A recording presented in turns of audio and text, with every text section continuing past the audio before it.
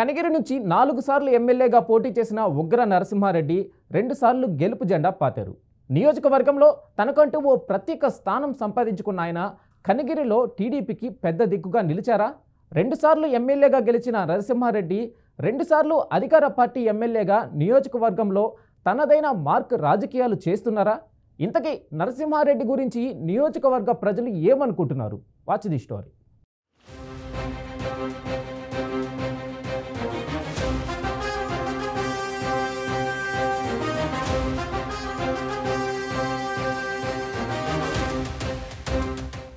కనిగిరి నియోజకవర్గం 1952లో ఏర్పాటు కాగా తొలిసారి ఎన్నికల్లో ఇక్కడ ఎర్రజెండా ఎగిరింది.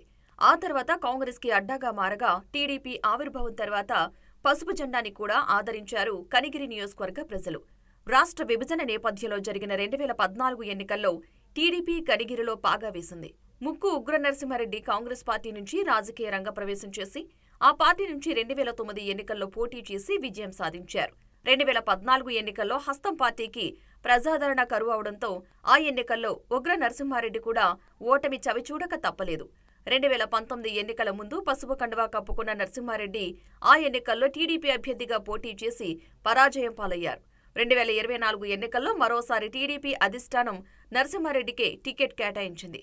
ఆ ఎన్నికల్లో ఎమ్మెల్యేగా విజయం సాధించి కనిగిరిపై పసుపు జెండా ఎగురవేశారు.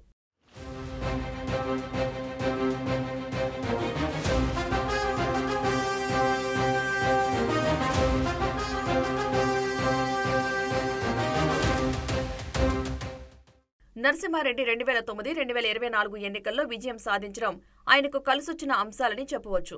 2 పర్యాయాలు కూడా ఆయన అధికార పార్టీ ఎమ్మెల్యేగా ఉన్నారు. దీనితో నియోజకవర్గాన్ని అభివృద్ధి పదంలో నడిపించారని స్థానికులు అంటున్న మాట. 2009 ఎన్నికల్లో తొలిసారి ఎమ్మెల్యేగా విజయం సాధించడంతో పలు అభివృద్ధి కార్యక్రమాలకు శ్రీకారం చుట్టారని నియోజకవర్గ ప్రజలు అంటున్నారు. దీనితో రాజకీయంగా నరసింహారెడ్డి నియోజకవర్గంలో నిలదొక్కున్నారని ఆయన అనుచరులు అంటుంటారు. కాంగ్రెస్ నుంచి టీడీపీలో చేరిన తర్వాత రాజకీయంగా మళ్లీ యాక్టివ్ అయ్యారు నరసింహారెడ్డి. దీనితో కనిగిరి నియోజకవర్గం టీడీపీకి నరసింహారెడ్డి పెద్ద దిక్కుగా మారారు. అందుకనే 2019, 2024 ఎన్నికల్లో టీడీపీ అధిష్టానం నరసింహారెడ్డికే జై కొట్టింది.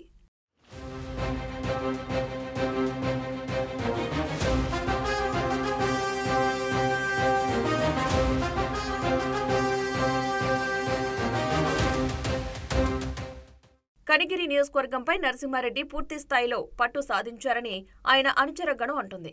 కనిగిరి నుంచి 4 సార్లు ఎమ్మెల్యేగా పోటీ చేసిన ఆయన 2 సార్లు గెలుపు జెండా పాతారు. నియోజకవర్గంలో తనకంటూ ఓ ప్రత్యేక స్థానం సంపాదించుకున్నారు.